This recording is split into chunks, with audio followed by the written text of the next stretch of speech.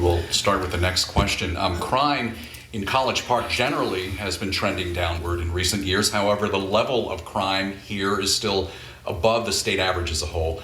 As residents know, the city does not employ its own police force and instead has had a long-term agreement with the county police.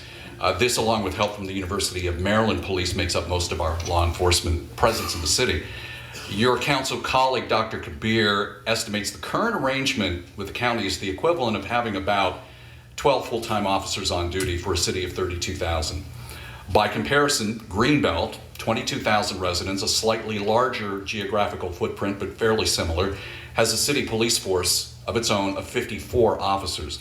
So when the current contract with the county ends in 2017, will you advocate continuing the arrangement, or would you rather explore the possibility of a city-run police force, and explain your reasoning? I will advocate continuing the existing arrangement. And when the police were here at our city work session a few weeks ago and talked about the decrease in crime and how we have the lowest crime rates in the city and at least the past decade, I asked them why that is. Why do we have that decrease? And Major Weishar, the commander for District 1, said that because it's how well our contract police program works together with the county police, with the University of Maryland Police, and with all the other police forces, the Park Police, the Metro Police, and the state police that serve our city.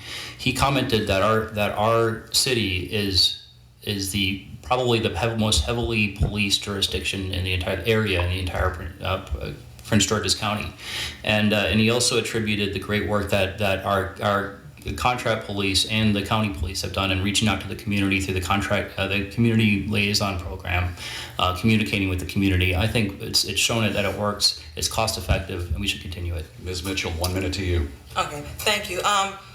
And when the time comes to review, to consider if we're going to re-up or we need to actually review the actual process for our contract police, even though we are utilizing the contract police, there are some parts of the city where they feel as though there is no exposure or there has not been any impact to them and their community.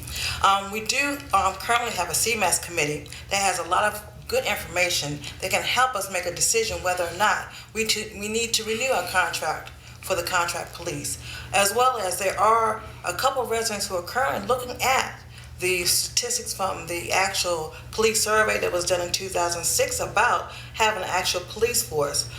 There is some definitive information in there that may give us some more enlightenment about whether we should continue with the contract police or even actually look into venturing into the possibility of a full police force.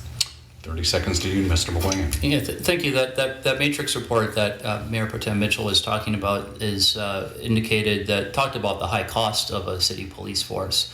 And one of the things that the council concluded as a result of that was that the city would not be able to enact a police force without increasing property taxes on our residents.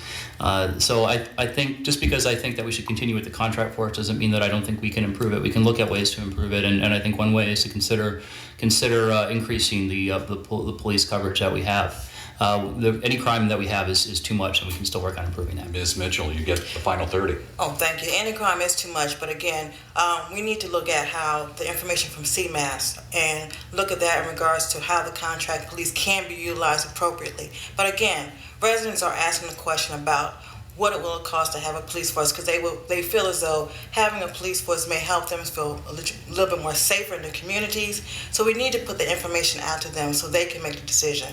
But again, we can look at both opportunities, but we need to make sure we vet that through the residents. Thank you. Next question, Ms. Mitchell, you'll have the first crack at it.